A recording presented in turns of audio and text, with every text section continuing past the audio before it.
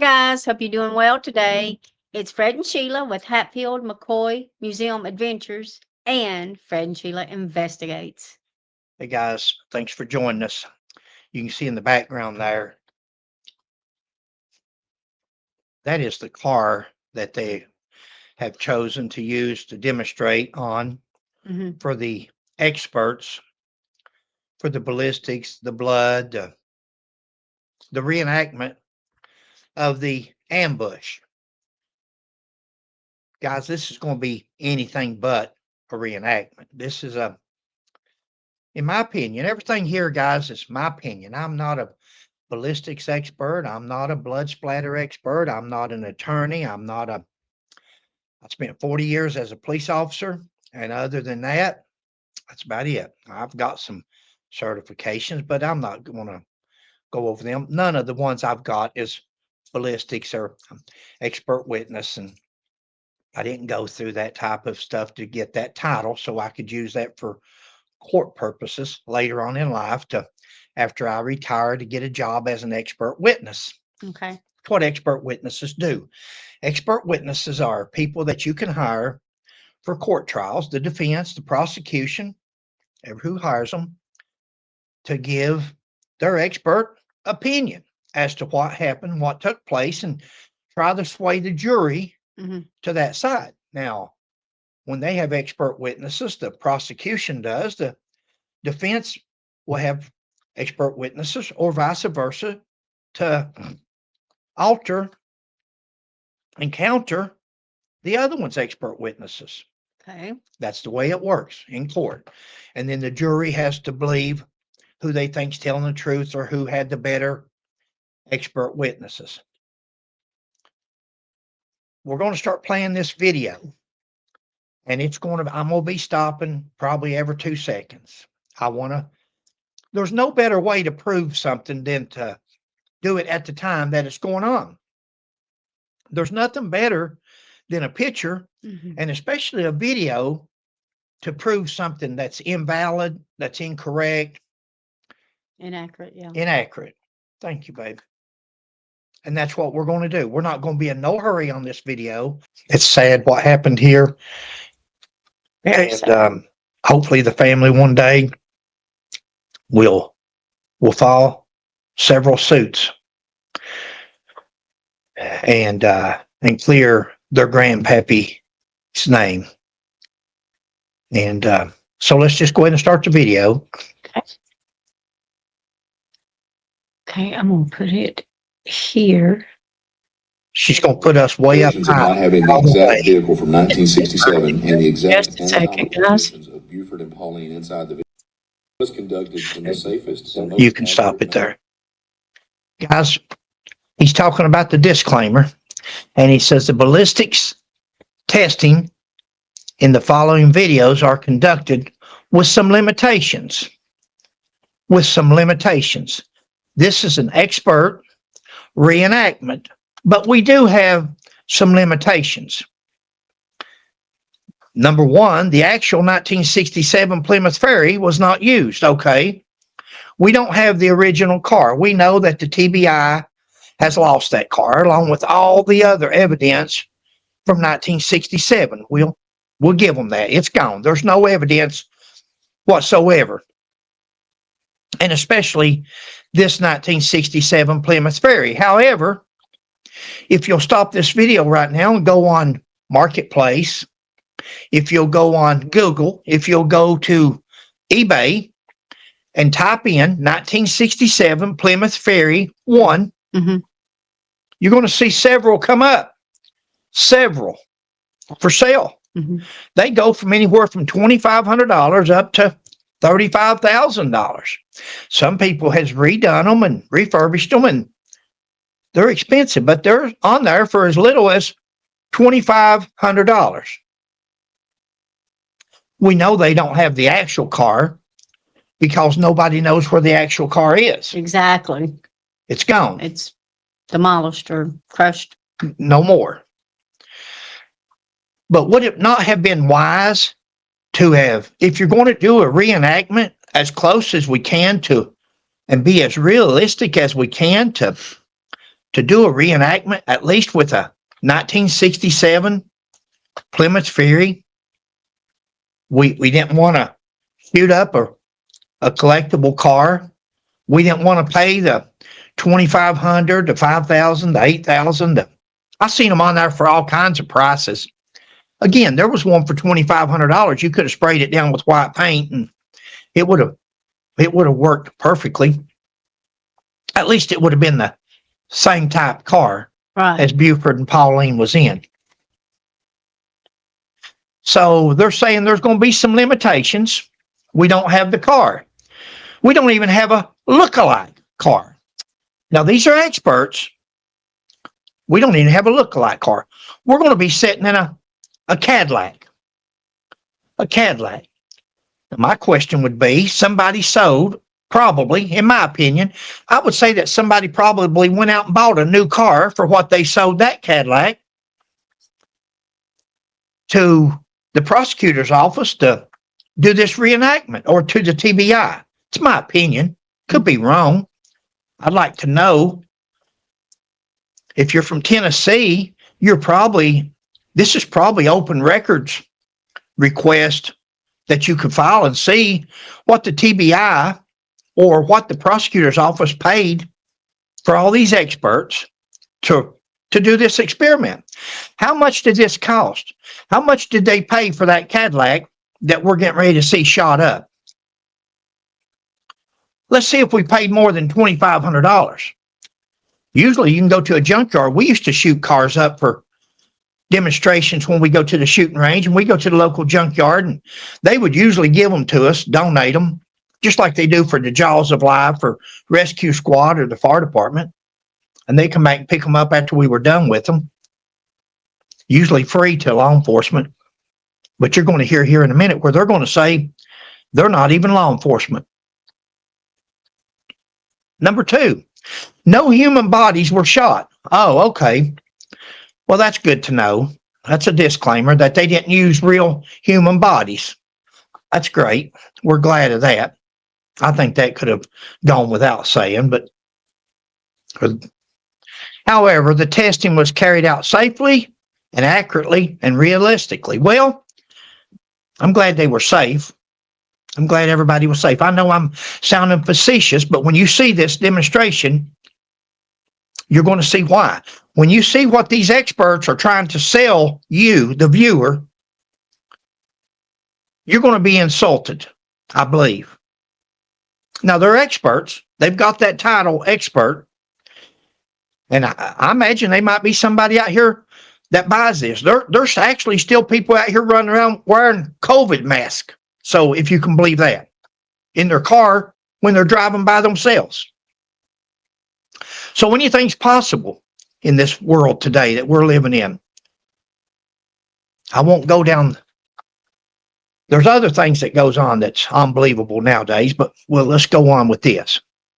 Safety, accurately, and realistically. Guys, there's nothing in here realistic. You're not going to see nothing realistic to that ambush. I'll point them out to you as we go. And they said they done it as realistically as possible in a controlled environment.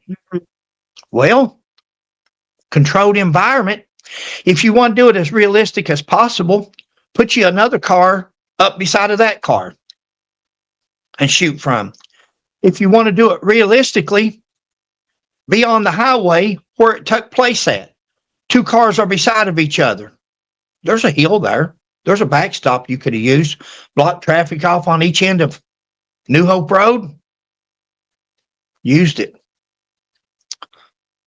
Viewer discretion is advised due to the violence depicted. Okay, let her play. Okay, let's see what we got here. And most accurate manner possible, consistent with the scientific method. All opinions expressed in this video are solely those of the on-site medical and ballistic experts and do not represent the views of any agency, organization, or affiliated entity. Do not represent the affiliation of any law enforcement agency. Okay. Guys, if you'll go back to Mr. Davison's press conference, when he's standing on stage, he talks about contacting other law enforcement agencies, other experts from other law enforcement agencies. If I'm not mistaken, he brags about how other people have come in from other agencies to help. This gentleman here says that this has got no affiliation to law enforcement agencies. Well, the FBI would have, the ATF would have. If these are not affiliated with any law enforcement agency, this is nothing more than marketing, nothing more than hiring an agency for an opinion. They're not connecting themselves to any, even though some of them's probably got law enforcement experience. Their department, if they're still working, they may be retired, but if they're still working, their department has made sure that whatever they do is not connected to their agency, that they can't come back on their agency, is the way I take it. Okay. Because along with this disclaimer, they're disclaiming anything, any affiliation with any other law enforcement agency. Why is that? If we're working with a law enforcement agency as a law enforcement representative on an investigation, why is that? Is it because we're incorporated? Is it because we're have our own business, that we're getting a legal opinion, a legal experiment without using the agency itself? Continue on, babe. Agents with conducting this ballistic testing, a medical expert and ballistic expert were on site and involved with the planning and facilitation of this testing. Hello, I'm Assistant Special Agent in Charge Mike Parson with the Tennessee Bureau of Investigation, West Criminal Investigation Division here in Jackson, Tennessee. Stop it. Now, guys, they just now said in this video that there's no law enforcement agencies involved in this testing. This gentleman here, I think, was the one that was on stage that day with Director Roush, and they asked him a question, and he said, see the file. He's one of the investigators. So when they say that this is not involving law enforcement agencies, that's not correct, because this is the TBI representative here. That's just a small, minute. I had something else that he had said in that statement, but that's okay. I've lost that now, but go ahead. The following videos you're about to see are going to illustrate ballistic testing that we're conducting in relation to TBI case number 5-644, the events of the tragic day of August 12, 1967, involving McNairy County Sheriff Buford Pusser and the murder of his wife, Pauline Pusser. The ballistic testing was conducted using ballistic gel dummy heads, an actual M130 caliber carbine, and a .357 Magnum Python revolver, similar to what... Guys, those ballistic heads run anywhere from $400 to $700 from what I could find. $400 to $700. You're going to see where they're realistic. You're going to hear where they're realistic when they want them to be, but when they don't want them to be, they're not. You're going to hear about a .357 Magnum. Remember, in Mike Elam's book and in the statements, they said that the ambulance driver got out and he heard the chief of police there say, I'll clean your gun for you, Buford. Buford had his gun laying in his lap and he'd drip blood all over it, the .357. And that's where the rumors got started in Mike Elam's book and other people's books, that Buford must have shot her with the .357, or if he didn't shoot her, he shot himself. He put the barrel in his mouth and shot himself in the cheek. That's not the cheek. That's the chin. That's the jaw. And that's where along the way, because they had mentioned a .357 Magnum, they automatically assumed, oh, let's say Buford shot his .357, because they had to clean it. They had to clean it because it was in Buford's lap. And there was one other topic there, but go ahead. What Buford Pusser was carrying on the date of this incident, all of which was documented in the TBI case file by TBI Special Agents Warren Jones and John Sloan. Stop it. Now, guys, you're going to hear throughout, and I'm not going to do it to you. I'm not going to make you have to listen to me every time that they say it, but please pay attention, because you're going to hear over and over and over again where they say, this does not correspond with Buford's statement. This is inconsistent with Buford's statement. This is not consistent with Buford's statement. Guys, there is no Buford's statement. There's a typewritten 3-page plain white paper, typewritten up with no signatures, no names, no letterhead, no date, that came from Warren Jones, that he typed up as a synopsis of what happened, or what he says he was told, or what Buford did this and Buford did. That is not Buford's statement. There's nowhere there that's ever been proven that Buford gave him a statement. He definitely never signed a statement. Before you would want somebody quoting you, want to for them to have a signed, dated, witnessed statement. So when they try to use this inconsistencies, don't pay no attention to that. That's nothing more than a rumor. That's nothing more than their opinion. It's funny how they can use their opinions when they want to, but when it's the other way around, they can use it against somebody. That's not experts, that's rumors. We can make any scenario look at the way we want to make it look as experts. We could bring in another crew of experts right now, put them on the same scenarios, and tell them what we're looking at, what we're looking for. And at the end of that, and you might see that at the end of the day, you might see two different scenarios, and one's one way and one's another. But I'm going to point out, Sheila and I are today, discrepancies in this one. But they want to seem to compare to Buford's statement. Buford Pusser has no statement out there. Go ahead. Shot one. In shot one, we were attempting to replicate one of the first bullet impacts observed on the Plymouth Fury 1, which is located on the Plymouth Fury 1. You could take that little Cadillac that they got and sit down inside of this Plymouth Fury. Some of you, if you're not our age, you wouldn't remember these cars. Big car, big motor, big 427, 454, big motor, running car. The demonstration that we were going to try to repeat on this Plymouth Fury. You can't repeat a demonstration on a Plymouth Fury on a Cadillac. It doesn't work out. You've been better off to went out and spent $2,500, $5,000 on a Plymouth Fury, a 1967, and use the real car. If you're real experts and you want a real reenactment and you want people to believe in what you're doing and what you've done, at least get the proper Equipment. and evidence. Yeah, whatever. And tools to work with. There you go. You're going to see this through. Guys, I'm sorry. Surely they expect criticism. Surely they expect the Fred McCoys of the world out here, because we're out there. There's people out there that questions things. There's people out there that don't trust people anymore. And there's people that watches everything that somebody does. Now, there's people out there that will sit there and drink that Kool-Aid as long as you say, drink up, children, drink up. Illusionary truth.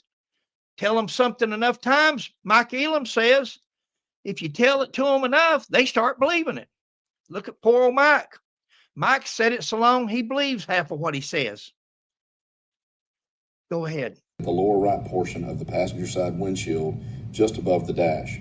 This bullet impact has been confirmed to be originating from the inside out, meaning the origin of the bullet trajectory came from somewhere near the left or driver's side rear window. Somewhere over the rainbow. Somewhere, guys. Expert witnesses. Somewhere. The bullet came from somewhere. Can you imagine telling a jury that you're trying to convict a man of murder?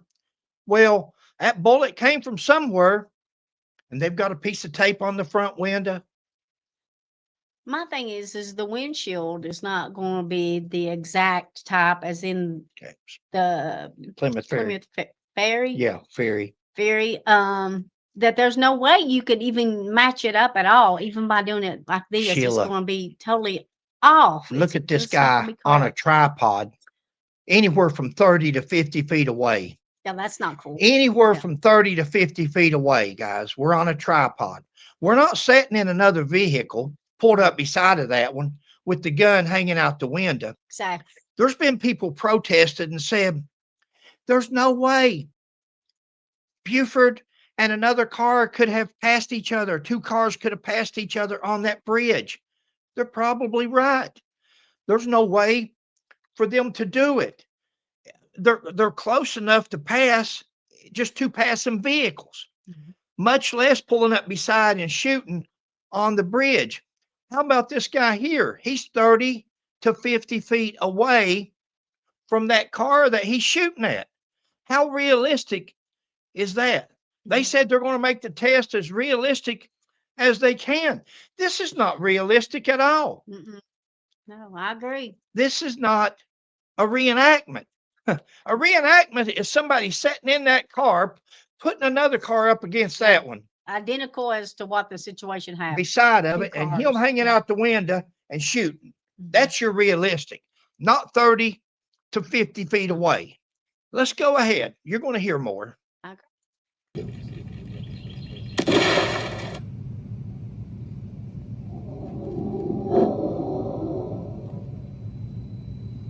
Is it sound on? It'll play it on the thing there. See the windshield in there? As you can see, we were able to closely replicate the bullet that struck the right side lower portion. You did not closely replicate. You're in a totally different vehicle.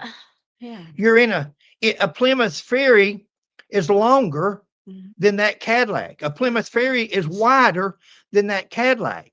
Yeah. So if he shot through the rear window, how do we know that it would have been the same shot out of a Plymouth Fury, sir? There's no practical relationship whatsoever.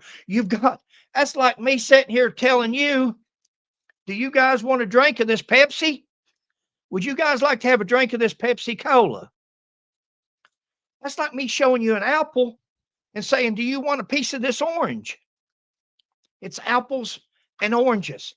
Guys, they can tell you in their voice, and got a very good voice, very calm, not loud, doesn't talk fast, very good commentator, nothing like Fred McCoy. The difference is he's telling you a story and Fred's telling you the truth. I'm telling you reality. And I don't have to tell most of you. Most of you knows this yourselves. Sure they do. They can see that for themselves. Go ahead, babe. Of the inside of the windshield just above the dash. This shot did not strike the ballistic dummy. Based on Buford Pusser's statement, this particular bullet impact. Based on Buford Pusser's statement. Buford Pusser does not have a statement, guys. Buford Pusser has never had a statement except what you hear on Eddie Bond's TV show, on some kind of a taped interview that he's done. That is Buford Pusser's statement, something coming out of his mouth in his own voice. His own words. Yeah. Nothing that was written up or typed up by Warren Jones, TBI agent, failed, from what we can find out, failed FBI agent in the FBI less than 1 year before he was let go or left or whatever the reason is. So failed FBI employee. It doesn't even say he was an FBI agent. It says he was an FBI employee. He actually worked in the fingerprint department. And he was let go within a year. He started in 47 and was let go in 48, I believe it was, or 48, let go in 49. Big difference. And then come back and go to the TBI. And we're going by what he's wrote up in a statement. Let's continue. Would have originated at or near the bridge on New Hope Road, which was alleged to be the first. At or near the bridge on New Hope Road. In a minute, you're going to get to see the distance in relationship to where that guy just shot from and how far he is away from this car. In a minute, they take a wide angle and you're going to get to see where this car is at Mhm. and where that shooter's at. Right. Right. He just now said in relation to the bridge, on the bridge, or near the bridge. If he was near the bridge, he was out in that guy's cotton field beside of the bridge. The shooter would have had to been out in the field. He wouldn't have been in a vehicle trying to pass Buford. Ambush site where Buford stated Pauline was struck first. However, even with the limitation of not knowing the actual anatomical position of Buford, Even with the limitation of not knowing the correct anatomical position of Buford and Pauline, even with not knowing, they don't know. They don't know if she's sitting over here by the door Or close. or if she's sitting in that bench seat like this, Mhm. the way you would drive in the old days when you had bench seats. The woman didn't sit on the other side of a 6-foot long bench seat. They would get close. Mhm. And I have a feeling from the way she was shot, unless those people were terrible shots. Now, those assassins could have been terrible shots. They would have had to been. If Pauline was actually on the passenger side of a Plymouth Ferry, 6 feet, 5.5 to 6 feet over there from me, Whoa. and they Yeah. hit her instead of me, they would have had to been pretty bad shots. Yeah. I don't think they were bad shots. I think she was sitting right up against them, and that's where they shot. Go ahead, Paul. Do you have anything, and Paul? Pauline No, just me. And I think they were out to get both of them, like an eye for an eye. Oh, I think it was dealing with Louise. Mhm. An eye for We an eye. both think it was Louise Hathcock. Louise Hathcock had been killed a few months earlier. They were mad at Buford. You had Towhead White that was mad. You had Nix that was mad. You had W.O. them, W.O. for sure. They were losing money. W.O. was already accused of killing one person. Yeah. Oh, sure. You're Yeah. right. Definitely revenge. seated in the vehicle, the ballistic dummy was not struck with shot one, which is somewhat The ballistic dummy was not shot because they're in a Cadillac. Or that shot could have very well just missed, even in the Plymouth Ferry. That could be a missed shot that come through the back windshield, or it could have come through the rear passenger window. They missed a lot. She was only shot 2 to 3 times. Buford's only shot 2 to 3 times. And they found at least 14 to 15 rounds that they found, spent casings. Right. They found at least 14 to 15 spent casings, it's been said. Now, we don't know the correct number because the TBI has lost that evidence. The TBI has lost some of the most crucial evidence in one of the most historic criminal cases in the history of Tennessee. Mhm. And then they bring up and charge a man, accuse a man, convict a man publicly with a microphone in a press conference of murder. How about that? Go ahead. inconsistent with Buford Pusser's statement. Consistent with his statement.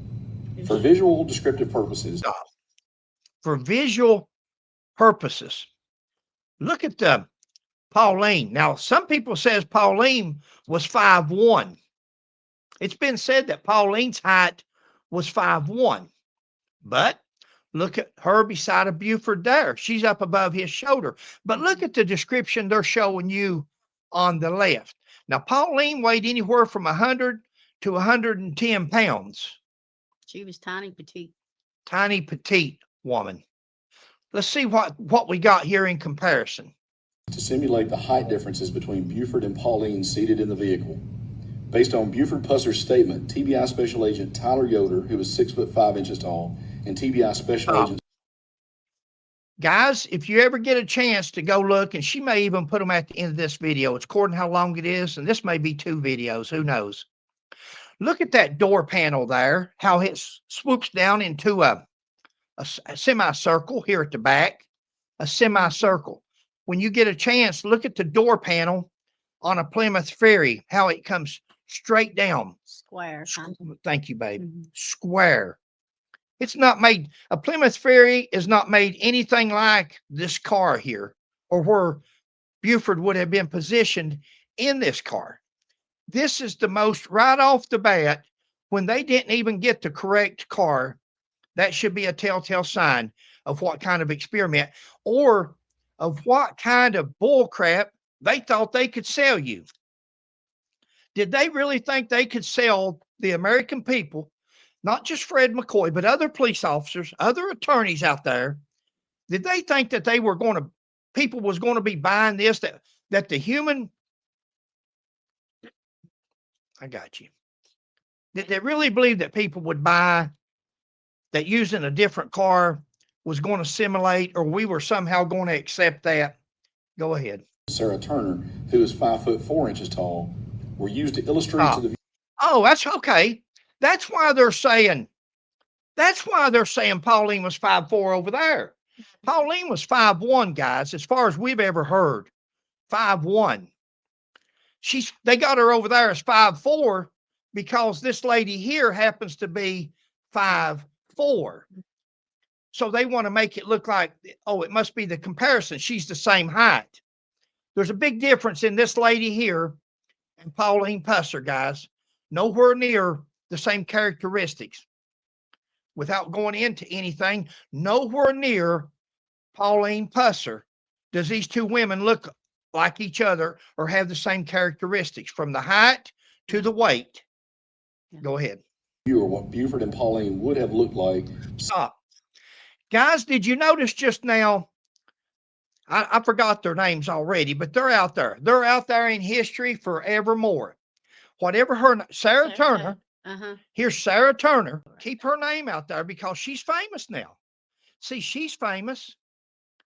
The guy on the driver's side is famous because they've done a reenactment on the Buford Pusser case. They can tell their children, their grandchildren, everybody in history will forevermore, if they research, they will remember these people. Remember that gun that they used, the 357 Python before? Now they've got another 357 Python here. They've got an M1 rifle here. All this stuff that's being used, this is all, you could stick this in the Buford Pusser Museum. People would pay to come and see this one day, or the TBI Museum. I don't know if the TBI, I'm sure they do. They probably got a museum, and so they can put this. This is the head that was used in the Buford Pusser reenactment. This is the people that helped us do the reenactment. This is their names on this board. Anybody dealing, just like Mike Elam wanted to be, and like Mike Elam told Ricky Plunk, you're going to be famous. Just like he told the two women that their mothers are now dead, but they say, Mom said this, Aunt said that. They're going to be, their names are out there in this report. They're in history for their grandchildren to see someday. Doesn't matter if what they're saying is true. Doesn't matter if this lady doesn't look nothing like Pauline Pusser. No characteristics are the same from the height to the weight. That doesn't matter because her name's there and she's there as a stand-in. She's 3 inches taller than Pauline. She's 3 inches taller and everything else. I know, but I'm just saying the height, if you're sitting in a car, that'll make a big difference. A big difference when you're getting shot at. Yeah. A big difference. Guys, there's nothing here from the car to the actors. Go ahead, baby. Seated in the vehicle at the time of the shooting. Shot 2 is an attempt to replicate Buford Pusser's version of events at the second alleged ambush site, located approximately 2 miles south of the bridge on New Hope Road near Davis Yancey or Acton Road. Stop. Wow. Guys, now that's a close-up. There's going to be another one in a minute, a wider view, so you can see exactly how far he is away from this car. And you're going to hear them say he's a car length away. A car length, that's a length of a car. Should have been. Go ahead. Should have been the width of the car. You should have had it, to me, I'm just me, set up, find the width of the road and where the center is, and place one car there, one car there, and measure the distance between this car and that car. You're right. You're exactly right, punk. You're exactly right. They say he's a car length away. No, he's not, guys. He's 30 to 50 feet away. He's way more than a car length. He's way more than a car length away. Now they've opened the car door so you can, it seems like even when you see this next picture, it looks like he's closer than he is. He's 30 to 50 feet away from the car door. Shut that car door and that gives you another 3 to 4 feet. But they left the car door open so it looks like he's closer to the car than he is. And if we're doing it realistically, like, why wouldn't the car door be shut? Was Buford driving down the road with his car door open? Remember, we don't want no inconsistencies. So I don't remember in any kind of typed up statement where Buford said, I was driving down the road with my car door open. Because if you remember correctly in the Plymouth Ferry, when the car door is shut, there's 2 bullet holes right over top of Buford's head. 3. There's one over top of his roof. And then there should be 2 up And 2 right there. Yeah. in the panel or whatever that is. Guys, this is nothing like a reenactment. I don't know. I guess any of us out there could qualify as experts if that's what it takes. Ready? I'm ready. In shot 2, based on Buford Pusser's statement, Buford Pusser stated that Guys, when's What's the last wrong with this picture?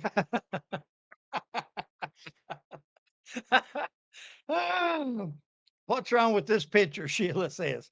Hey guys, when's the last time you've seen 2 people traveling down the road in an automobile facing each other?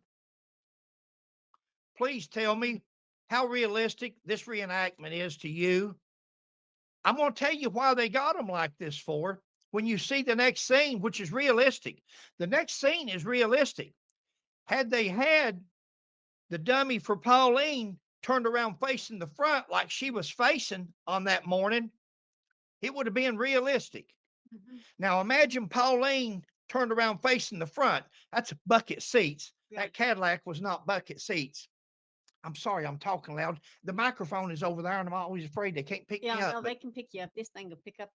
oh, I'm using the mic up there No, where it it's says small. mic. Sorry. Okay. Yeah. Guys, if that, go ahead, He's babe. talking about it being Well, in tell- bucket seats. Tell and them it's what we're not. saying here. If she was turned around, If she was turned around like she was actually sitting in the car when they did this reenactment there, you would have exactly seen what would happen because everything was you're going to see the blood instead bloody. of the blood going backwards in the back seat like they want you to see, because see, they don't want you to see. If you think this is the first time that they have done this reenactment, at least the experts, they may not have been all these people out there watching them. They had a But when bunch. they first done this experiment with each other, and that blood went all over the driver, that blood went all over Buford, they said, whoa, we can't do this. That would explain why Pauline's blood is all over the outside of the car. So we've got to turn her head sideways. Maybe she was sitting in a seat like on a school bus or something. Let's go ahead and play the video. You're going to, This is not accurate at all. no, as he was able except to the blood splatter. Oh, look where I stopped it. Go ahead. get away from the alleged shooter's vehicle, he drove approximately 2 miles south on New Hope Road. Now, guys, imagine if her head would have been turned around facing the front hood. Yeah. Imagine that being the left side of her head. Where would all that blood splatter went? All over. Phew. Bless you. It would have hit just the way he said it did, because the blood would have splattered all over It him. would have splattered her brains. We've used it in other scenarios. We've talked about this. We've never done the reenactment, Right. but we have said when they shot her head from the side of that window, from the rear side window, and it hit her in the left side of the head, that bullet went out the right side. That's what took the window out on the passenger side. And that's where her scalp was on the outside. That blood of hers went all over Buford. Well, you can see where it's all over the automobile there, so you can imagine if it was turned the correct way, it would cover that whole Guys, seat and everything. where's the exit wound? Now these dummies are supposed to be made as close to lifelike as possible. They've got jawbones, they've got skulls, they've got blood in them, fake blood. Yeah. Where's the exit wound? Remember on Pauline's head, up there at the top, right front temporal, would have been an exit wound. Remember? Where's it at? What's the problem here? Because the autopsy, they say in a minute that we done these tests as close to the autopsy report as we could. Did they? Because the autopsy report says that it was a high velocity round, at least one. Go ahead. At least one of them was a high velocity. You're correct on that. Yeah. Where's that high velocity round at? Because if you'll Google M1 rifle, 30 caliber, you're going to find out that a 30 caliber M1 rifle is not a high velocity rifle, nor does it shoot a high velocity round.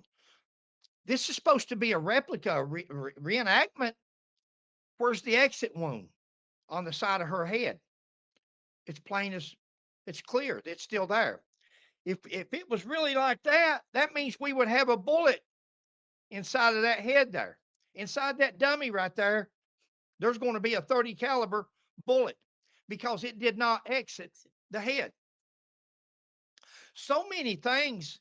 This expert witnesses here, they did show a lot of things. Yeah. They didn't show what they wanted to show. They showed exactly the opposite. They showed exactly what happened on that day. When her head blew up, that blood went all over Buford. I can't emphasize it enough. We know that she was not shot, at least ever shot, with a 30 caliber because we don't have no exit wounds. You're not going to see no exit wound in none of these. 30 caliber would have still been in her head. The kill shots that killed her was from a 30-06 or a more high-powered rifle, not a 30-30. They're looking for a 30-30 because they found some 30-30 rounds, some 30-30 empty casings. So they're looking for a 30-30. A 30-06 may have been a bolt action. 30-06 rounds may have ejected into the car. Thank you, babe. Yeah. 30-06, they may be other casings up and down that road that they just didn't find. They found 15 casings. They said, okay, I don't see nothing else. The autopsy says she shot with a high velocity round. This is not a high velocity round. Go ahead. No, I was going to say, with how the whole scene was contaminated, who's to say that somebody didn't just go along and sprinkle some here, sprinkle some there? And who's to say they didn't? Who's to say they didn't go around and pick up? Say if Uncle so and so, Uncle Buck. let's say if Uncle RJ had been involved and he was shooting a 30-06 and you seen a 30-06 casing laying there, let's say you're just a young kid out walking around or maybe riding your bicycle down the road and you see some 30-06s, you say, whoa, that may be Unks. I'm going to pick these up and throw them over in the field, or I'm going to take these with me. Who knows? Who knows? That could be some inconsistencies. Let's go on, Punk. Yep, sorry. From the bridge and stopped his vehicle near the intersection of Davis Yancey or Acton Road. Buford Pusser stated that he had opened his driver's door and had one leg out of the vehicle, and that he noticed Pauline was choking and making gurgling noises and bleeding from her hairline, nose, and her mouth. Buford Pusser stated that he had... Stop. I may have missed it right there. I think that's where he said that if he hasn't, it'll come up. He makes a statement that there was numerous people said they found skull in the ditch line from the second ambush shooting. Numerous people. Go back and listen to it. If they already said it, if they haven't, they will. Numerous people. Who were numerous people, sir? Who was numerous? That's what I'm saying. With everybody there, somebody, people that shouldn't have been there were there, so they've contaminated the scene. Who are numerous people? The only person that has ever said anything about finding skull bone or hair or brain matter was Dennis Hathcock. Mhm.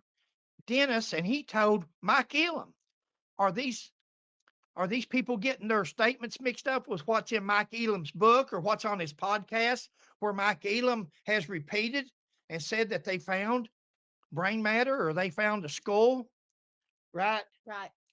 I agree. Ready? Ready? Yeah. Pulled Pauline towards him, and he was looking into her Ah, face. guys, imagine that right there, turn around facing the front. Had that head been turned around and facing forward, where would that blood have gone? Imagine, review it in a minute, rewind it. Where would that blood that went to the back of the car, See it? It's all over the top of the. where would it have gone? It would have draped Buford Pusser. It would have coated Buford Pusser. He was coated with his wife's blood. Now, the reason they didn't do this is because they've already reenacted this. They've already done this. And they know when they shoot her in the side of her head that that blood is going to come out to the left. If she's shot in the left side of the head, the blood's going to come out to the left. That's exactly what's going on. But they didn't want that blood to come out and cover Buford Pusser because that would be too much like what really happened.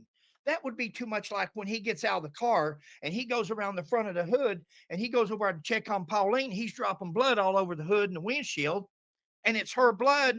And people can't figure out how in the world Pauline's blood get out here. He must have shot her out here and put her in the car. Yeah. Go ahead. When the shooter's vehicle pulled up and began shooting into his vehicle again. Buford Pusser stated that he was looking at Pauline in the face when she was struck in the left side. Guys, look at the windshield. When you go back and watch this shooting again in slow motion and watching the fillings come out and go over the back seat and the roof, look at your front windshield and see if you see a projectile either hit the front windshield or hit the passenger side window. It looks like the passenger side window right now is still there because it's got blood on it. Mhm. Now, where's those projectiles? Where's those rounds at? I'll tell you where they're at. They're in her head. That means that when they dug her up out of the ground and took her for an autopsy, those 30 caliber rounds would have still been in Pauline's head. That means that Pauline was not shot with a 30 caliber rifle. Pauline was, huh? That's a good point. Well, what's your thinking? No, I agree with you. I mean, because you can see right there the blood is all over the window and the roof and stuff, and there's no holes in anything. There's nothing come out the other side, are they, babe? No. Guys, Sheila and I know a little bit about guns. We've been firearms instructors all of our a lot of our life, especially adult life. We shoot a lot. We know, and there was no projectile that come out there. 30 caliber was not what she was killed with. She was killed with a 30-06 or higher. She was killed with some kind of high velocity firearm. It wasn't a 357 and it wasn't a 30 caliber M1 rifle. Don't let people redirect you. Look at the evidence. These are experts and they're showing us this is very, very interesting. It's not going out with what this is not even comparing with Warren Jones's statement. This is not even comparing because she would have been facing straight ahead. She wouldn't have been turned around in her car facing Buford. Who rides around like that? Forget having been shot. Buford couldn't have made it down the road. They would have had a wreck driving sideways as big as he was. Let's go ahead, Punk. Her forehead for a second time. Buford Pusser stated that this occurred before he was shot. In shot two, we were able to. Buford Pusser didn't state anything that we've ever seen. We have never seen a signed statement or anything where acknowledges that what Warren Jones typed up on that report is actually what Buford Pusser said. There may be some stuff in there that Buford said. That don't mean it's all what Buford said or any of it for that matter, but closely replicate the injuries to Pauline's head based upon information from her autopsy. However, we were not able to replicate the injury to Buford's face during shot 2. Guys, we replicated Pauline's wounds from information we got from the autopsy. Guys, as experts, I'm going to tell you, there's you another shot. Did you see anything hit the windshield? Did you see anything go out the passenger window and break the window? Did you see a round do that? You did not. Put these experts under oath on trial in front of a judge and jury and ask them, when you got done with this experiment, where did you find those 30 caliber rounds at? Where was the projectiles at? They're going to tell you they were inside of the skull of that dummy. That's what they're going to tell you. If I'm wrong, somebody can correct me and show us a video. We don't take nobody's word for nothing. You have to show us those rounds are inside that head. Yeah. Right, babe? I agree. Babe, am I saying anything you disagree with, or what's your take? No. I mean, you can plainly see the splatter all over the windows. So you know that it's not The glass is still the there. glass, it's not broken. Windshield's not broke other than that one hole they put in it. Right. So no, I agree with you. They should have had them sitting in the correct position. Everything about this is wrong. incorrect. Yeah. It's wrong. Look at the bucket seats, babe. Yeah. They've got her over on a bench seat, Mhm. plumb on the other side. Imagine how far that blood is shooting 3 feet away, Mhm. 2.5 feet away from Buford here. Imagine her sitting on top of that console. See, they should have had her sitting on that console. Mhm. That's more than likely.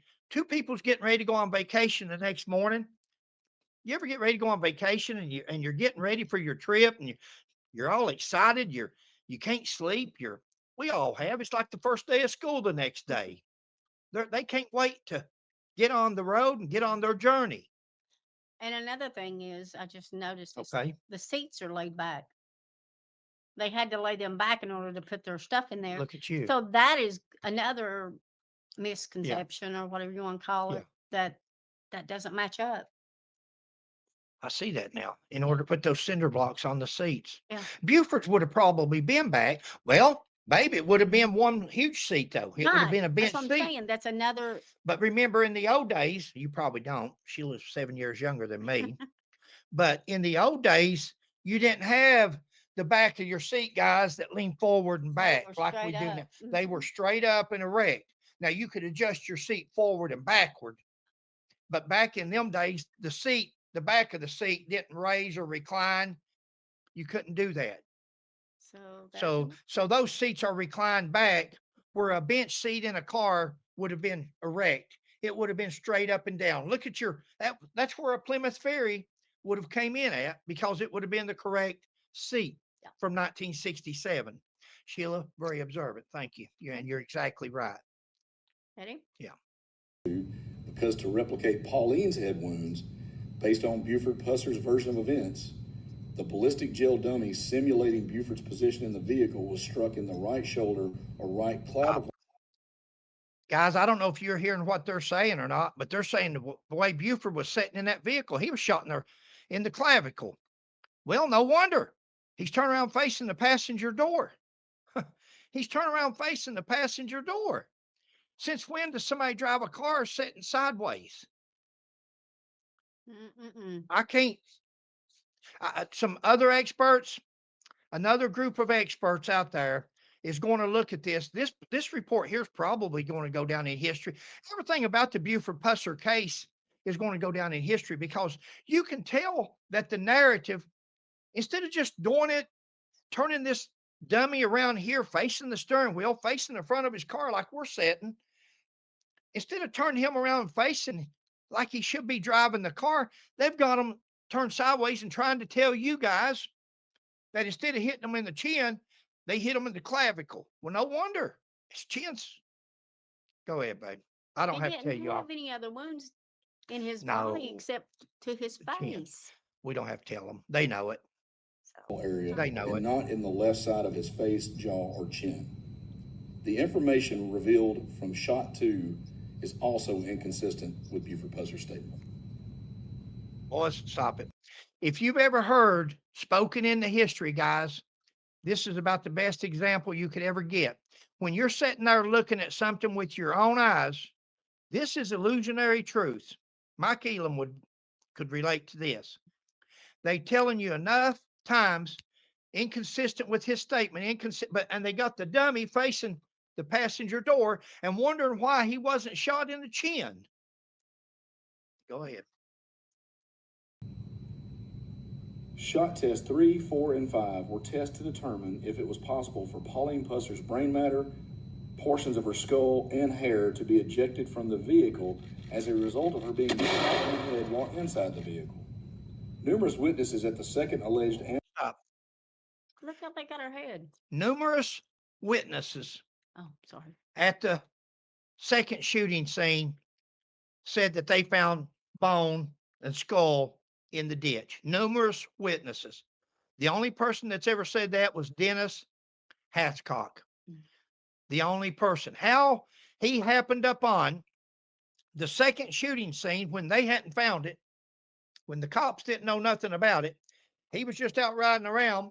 He'd been out all night following Buford around, but he'd gone home, went to bed that morning. And the Moore got in bed and they called and told him, Buford and them been ambushed. What?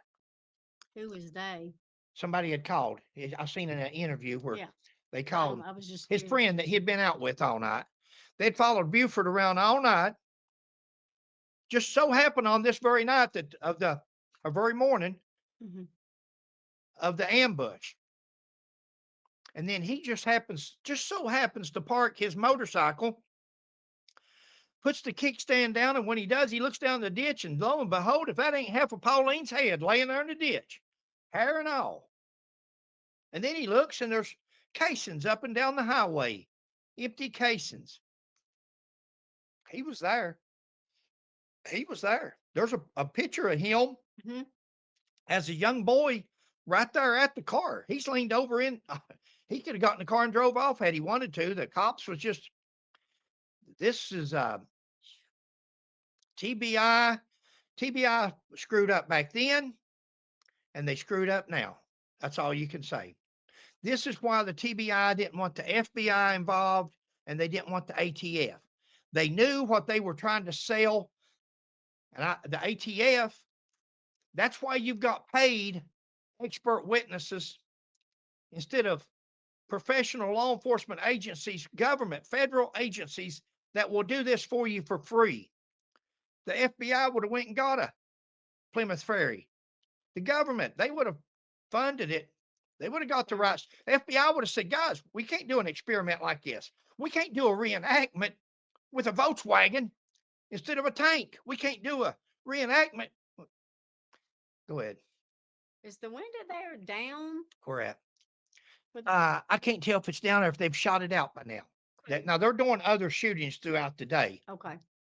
Let's see. Bush site on New Hope Road Yeah, it went out the near the window, so intersection of Davis Yancey or Acton Road described seeing portions of Pauline Pusser's brain matter, go ahead. Let it go. skull, and hair in a ditch where investigators determined the location of the second shooting site. Stop. Where investigators determined the shooting of the second ambush site. Really? Really? The investigators determined that was the second ambush site? I'm sorry.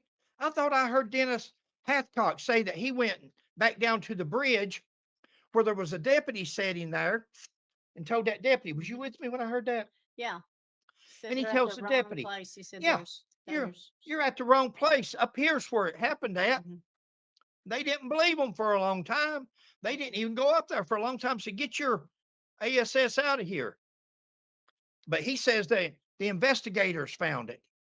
See, guys, anything about police work, everybody loves. I told you for the first 20 minutes, anytime you got a joint agency up on a stage getting ready to do a press conference, you can skip the first 20 minutes of a press conference. Don't worry about missing anything.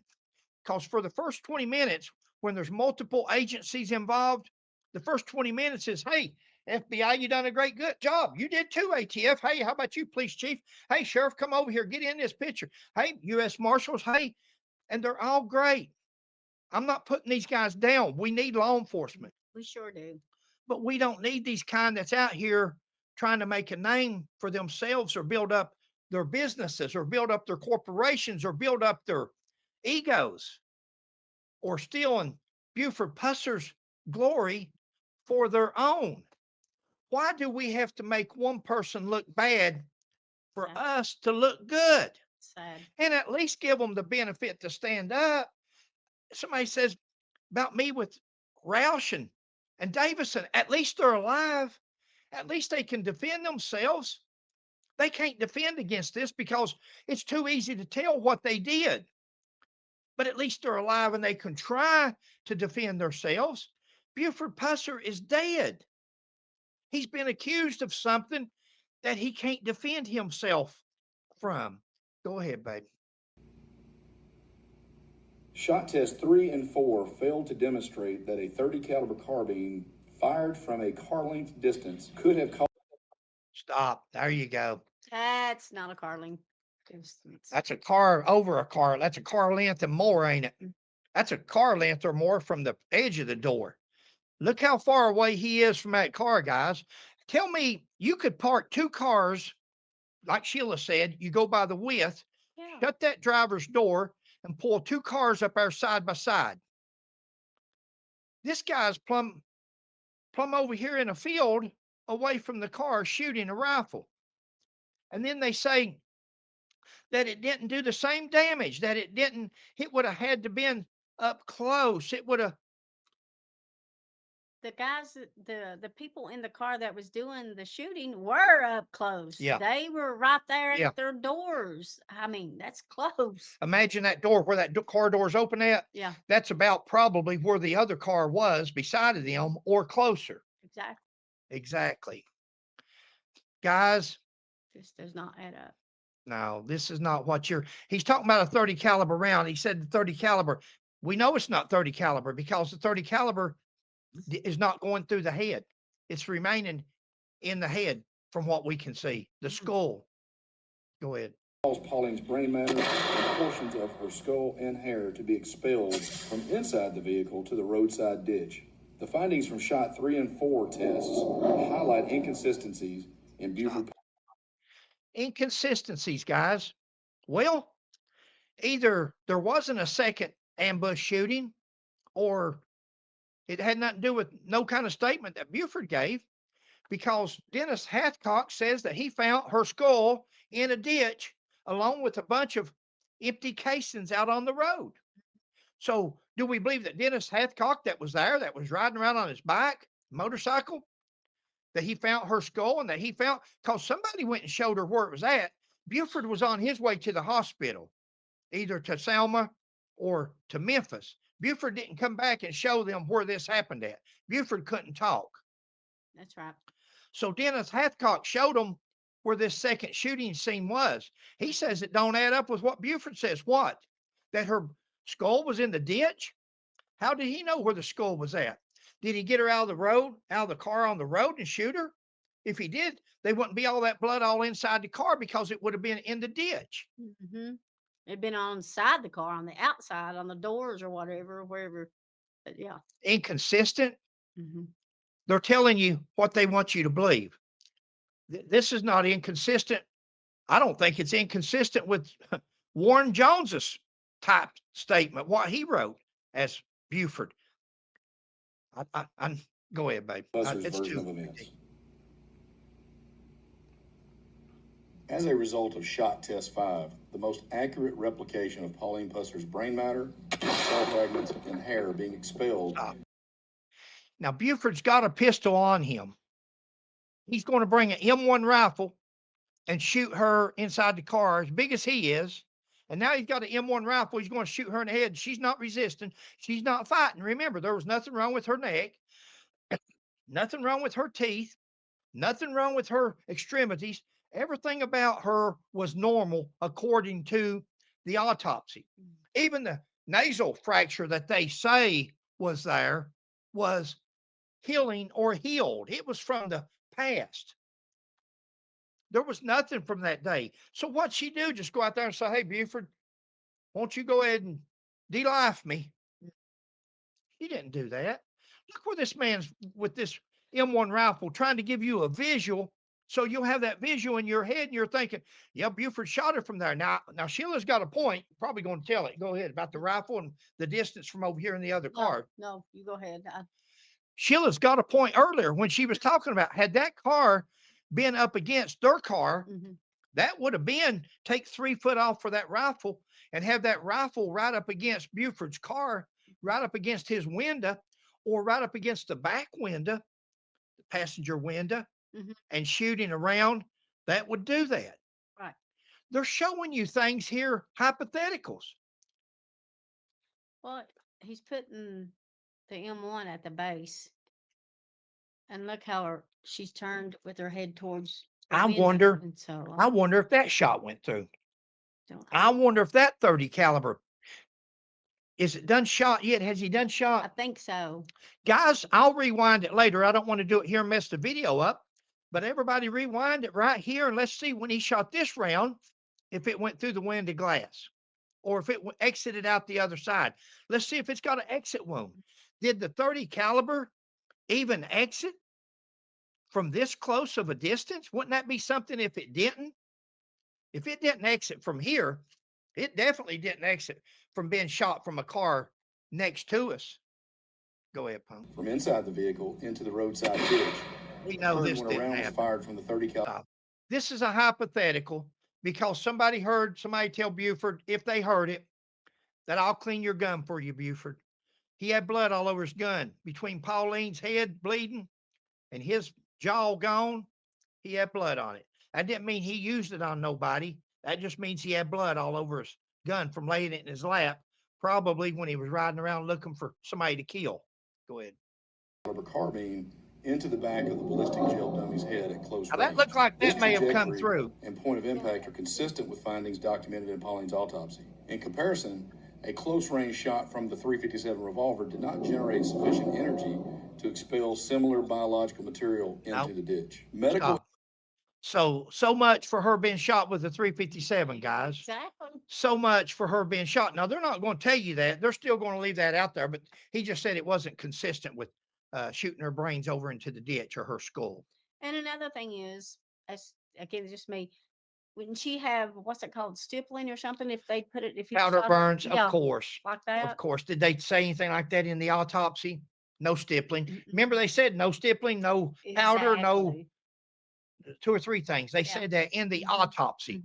Look how close he's got that barrel. That's what I'm saying. Babe, that's a good point. In fact, you can almost see the black part around the back. On the You can head. see the stippling and the Yeah. powder burn right there on the head. Exactly. So there's no way. Read your autopsy report again, guys. The medical examiner said no stippling, no powder residue, no nothing. And ballistic experts concluded that the shot 5 test demonstrates Pauline was at least struck once in the back of the head from an intermediate or closer range shot, instead of that of a car length distance. This indicates that Pauline shot from close range rather than a car length distance. We're not talking about a car length. Listen to your wording, guys. When police officers talk, we learn this in the police academy. We learn this from court. We learn this from shady lawyers, from defense attorneys that use this kind of language. And now we learn it from prosecutors. Now we see prosecutors use language like this. Car length. We're talking a car length. We're talking a car width. Car was beside of them. A car width. Who said anything about a car length away? Yeah, the road, that road, New Hope Road, is not hardly wide enough probably to park a Plymouth Fury lengthwise on that road. It's probably 12 foot, 13 foot wide, big enough for 5 or 6 foot cars to pass each other. Little country road, especially back in them days. But listen how they word things. It's not big enough for a car length, shot from a car length.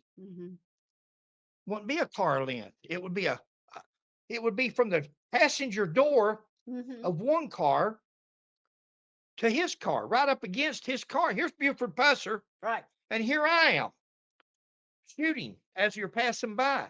Mhm. I think the shots that got Pauline was either from the main back, 5 They were shots in the coming wind, up. huh? As they were coming up. As they were coming up, 5 shots from the back window that was there, and then shots that was from the side passenger, side driver's side window.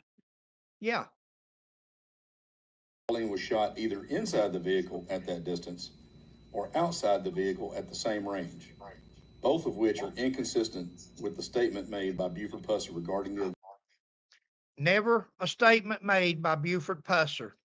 And the only way they've got the outside is because Warren Jones thought that it was Pauline's blood on the outside of the hood, and it was. It was Pauline's and Buford's. That's why the FBI came back with an inconclusive test. Fred McCoy 40. I got the test on there.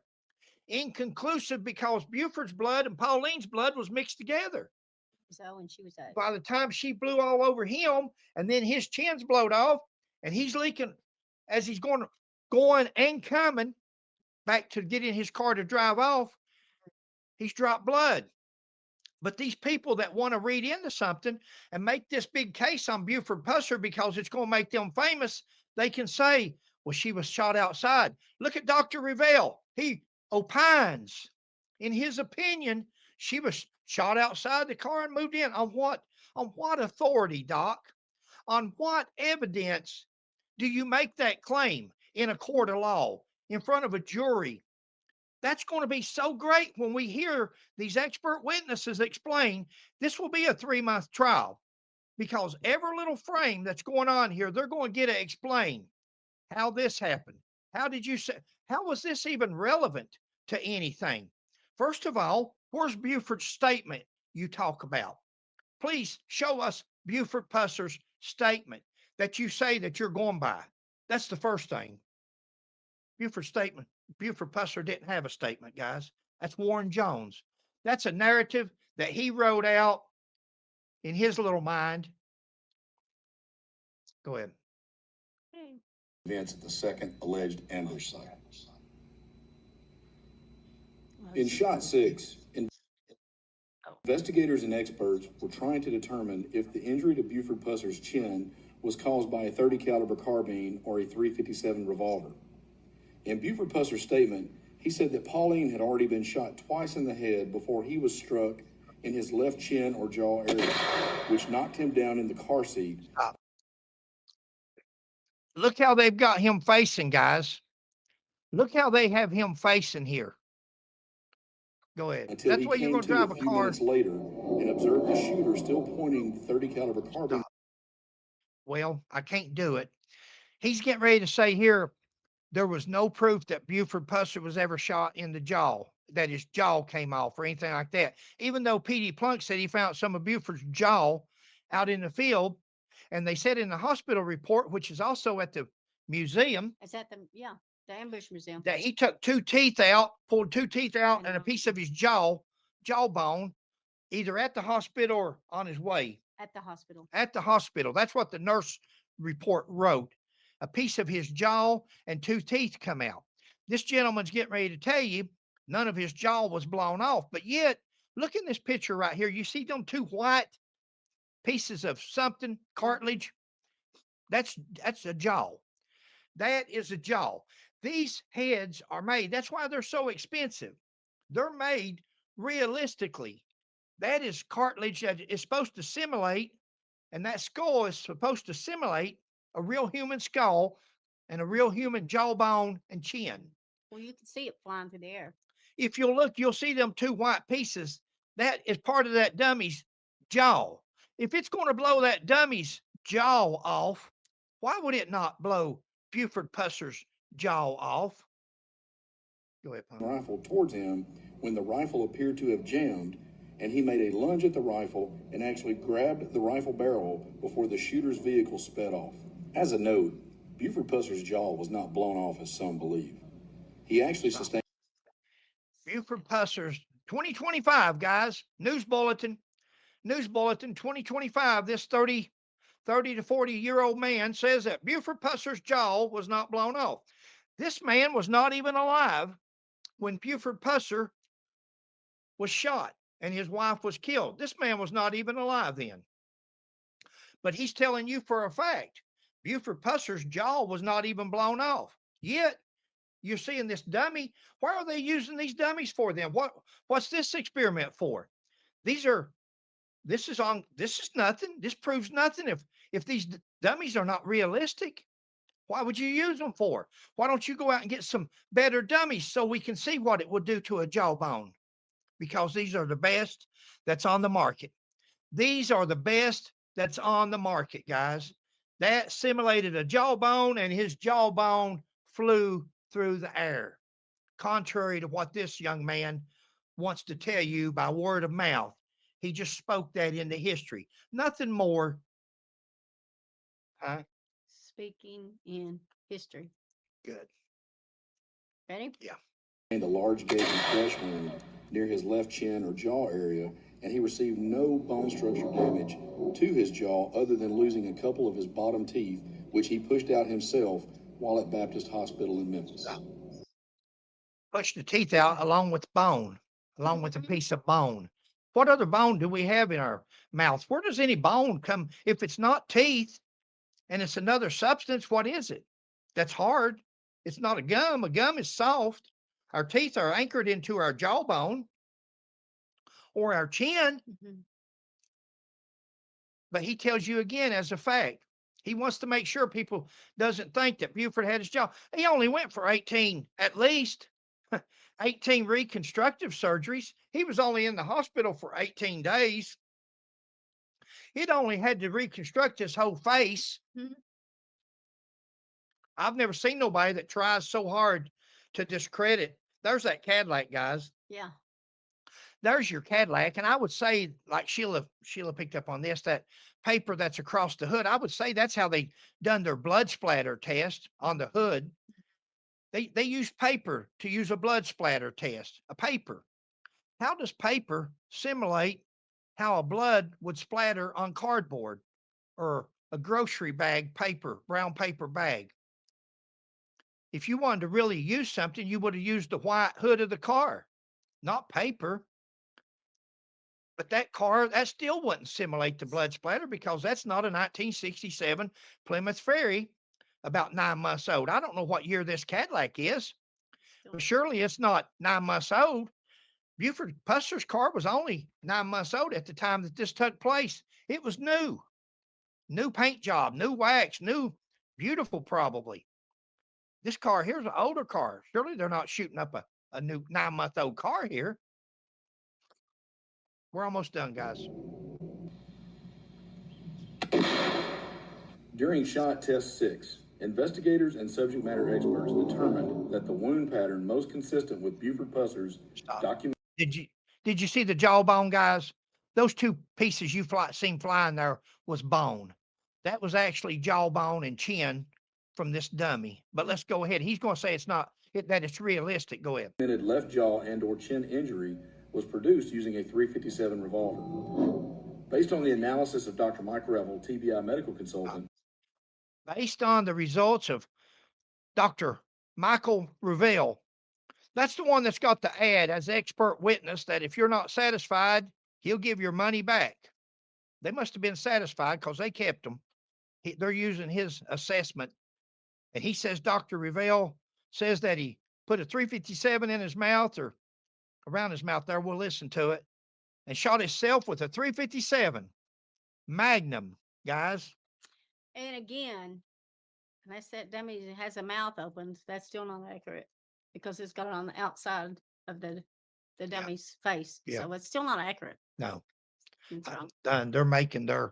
They are making, again, everybody that's involved with the Buford Pusser case seems, in my opinion, to have a narrative, and they're all pointing toward the same goal, and that is to discredit Buford while making ourselves famous.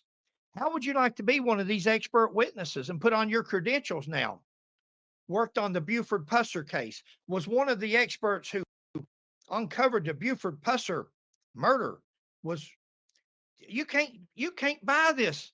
Hopefully they didn't charge the TBI because they're going to get enough advertisement from this. They should be paying the TBI for calling them in. to allowing them to use their name to get this kind of publicity that they were involved with the Buford Pusser case. Now, any law enforcement officer out there, any FBI agents, any ATF, anybody at all with any common sense or knowledge, especially of guns, you're seeing what we're seeing.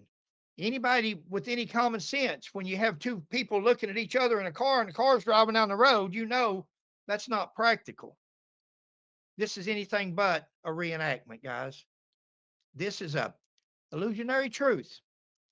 Show it to you and tell you about it and hoping that you believe what they're saying is true. And I got news for you. Hard to believe, but there's some of them out there that will. They'll watch this and they'll say, "Holy smoke, Buford done it." Yeah, I seen the reenactment. You seen what they wanted you to see, guys. Go ahead, Pop. The shot most accurately reproducing Buford Pusser's injury resulted from positioning the barrel of the 357 either at the left corner of the ballistic dummy's mouth opening or on the left side inside of the mouth.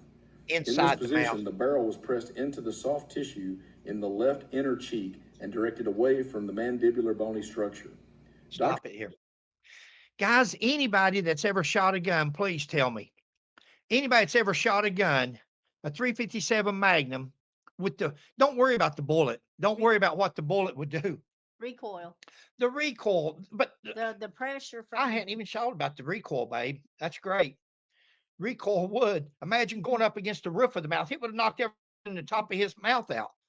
I'm talking about the gases. Yeah. Not only from the barrel, look where the cylinder's at. Yeah. Look where the cylinder gases actually come out that cylinder. They escape out that cylinder also.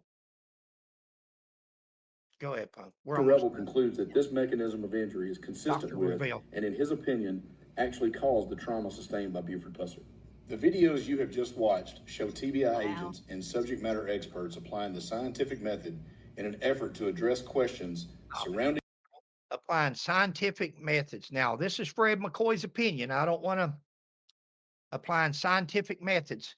Now, what you can call that on this video, and you can call that in today's society, what we would call that up in the mountains of Pike County, Eastern Kentucky, home of the Hatfields and McCoys, we would call that what we just watched here, hogwash. We would call that somebody has shown us a video and they're trying to hornswoggle us. That's what we call it. They can call it whatever they want. this case that have remained unresolved for 57 years. The TBI continues to seek the truth in And they just made themselves famous. All their names are on there and will forevermore be there.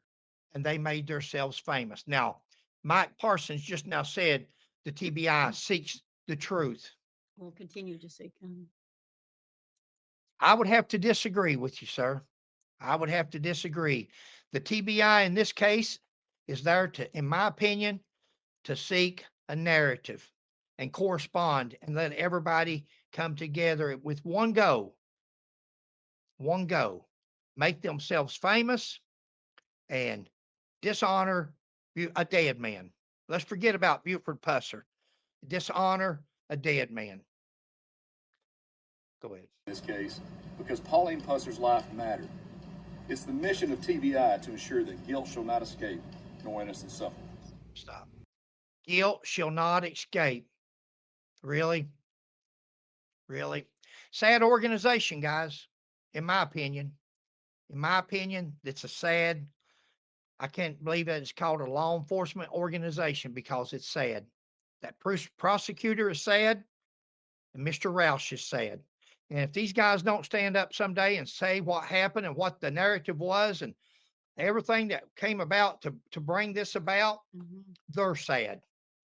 If you can't watch, guys, thanks for joining us. She's kicking me here, and she's right. She's right. I've said enough, but Do you want me to finish playing the rest of this out or just go ahead, finish it if it's. I think it's just gonna tell their names and all this and that. Let's watch it. Hey, they've worked for it. Let's give them the credit. Oh, yeah. Hold on there. Lexington, Tennessee Police, Jackson, Tennessee Police, TBI Regional Crime Lab, Regional Organized Crime Center, the Tennessee Crime organized crime have to do with it? If Buford done it himself, here we are, experts. Dr. Mike Reveal, TBI medical consultant, paid. Dr. Eric Warren, ballistics forensic expert, consultant, paid. Chris Coleman, TBI something IT, ballistics dummy lab. Oh, guys, they have donated. They have donated those dummies. They didn't have to buy them in order to get their name on here forevermore to be famous. Ballistics Dummy Lab, in my opinion, have probably donated that to them. Mike Fisher's Wrecker Service, Lexington, Tennessee. That's where I was telling you about a while ago. We used to go to junkyards and they would give us cars for the fire department rescue squad to use the jaws of life. They'd bring them down and drop them off the row back. We get done cutting them up or shooting them up. They come back and pick them up, take them and crush them. So even old Mike, he got his name in there. Thank you, Mike. We appreciate people like that helps law enforcement. He had nothing to do with nothing except trying to help. Yep. Are there more? I'm waiting here to say. Surely not. It's just, yeah, no, that's it. Truth, bravery, and integrity. They may be brave. They may be brave. I don't know. I've never been on a call with any of them to say whether, stop it there a minute. I've never been on a call to say whether they're brave or not, but truth and integrity, I question. As a 40-year career police officer, I question that.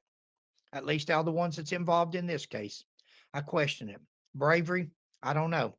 You know, guys, I went on a call one time. I've got story after story after story, but the call come in. It was a guy, we'd arrested him many a time before. I'd say he was bigger than Buford Pusser. This was a biggest guy, and anybody that's in that area will know who I'm talking about. And we went to Junction City. Half of Junction City, Kentucky was in Lincoln County where I was a deputy. We went sent there on a domestic, and this guy was beating his woman up. He was beating her up. Neighbors was calling, squealing like a pig she was. Me and this other deputy pulls up. Now we're at the front door. We pull up and you can hear him and you can hear and her a screaming for every breath. And we get out of our cars and we both start running towards the front door. I kicked the front door open. It was a mobile home. I kick it open and he's got her in the floor and he's beating the tar out of her. And I grab him in a rear chokehold. And that's the only thing that saved me because martial arts, but I wrapped my legs around his gut and belly and I brought him back on the floor. In fact, that's how I got hurt. I had a guy like that the night that I messed my back up because I fell back on my gun. That's what messed my back. And that was the last shift I ever worked, that shift. But on this guy here, I'm holding him. He's fighting like a banshee. And I'm looking around for my partner. And the guy that got out of his car and was following me at full blast, he was coming with me. I thought he was right here at the door. 2 or 3 minutes later, I've done got this guy. He's already going limp. I've choked him out. Didn't choke him. I put him in a sleeper. Yeah. I just cut his oxygen off to his brain. And he's woozy. And all of a sudden, here comes my buddy. And I said, where you been? He said, I went to the back door. I said, what? I think I used bad language back then. I said, what the blank you doing at the back door? You heard them beating her here in the living room. And he said, well, I was covering the back door. He went and stood at the back door while I'm in there fighting with this guy. And he's every bit of 6'8" probably or taller. So when you talk about bravery, you don't find bravery out on people until you go out on a call with them and something happens that's hair raising. And then you look around and if they're still beside of you, you know they got bravery. There's a whole lot more to bravery than putting it on our insignia. There's a whole lot more to names and titles than just having it before your name. There's a whole lot more to it. People don't understand it. I've got old. I'm an old man now. Somewhere along the way, I got old.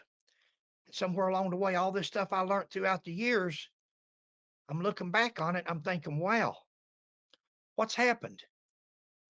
What's happened to people's integrity and honesty and character in law enforcement?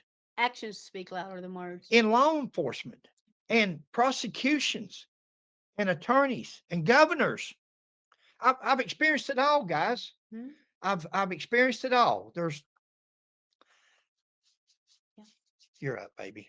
You All got right. anything? What's your thoughts on this That's video? what I just said. It's to me, it's all incorrect. It's all wrong. Nothing is the way that they're trying to do the reenactment. Nothing's going to balance out. It's not even going to be the same response or Yeah. same answers, whatever Yeah. outcome. Their main thing is to want to say that it don't correspond with Buford's statement. And when Buford don't have a statement, Well, this doesn't correspond with what happened. this don't even correspond with Warren Jones. That's what he's got wrote down. And especially the way the dummies are facing, Exactly. That's what I'm saying.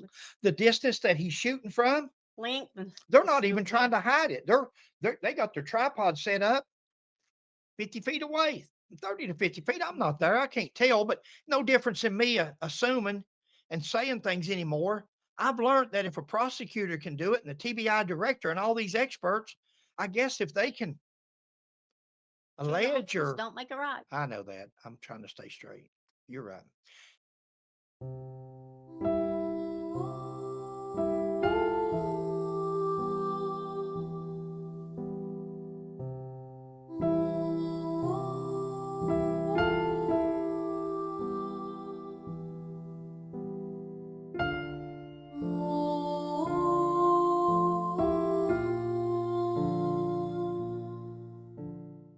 You're up. We hope y'all are doing well, guys. Thanks for watching. Please like, subscribe, and share, and we'll catch you on the next one. Bye.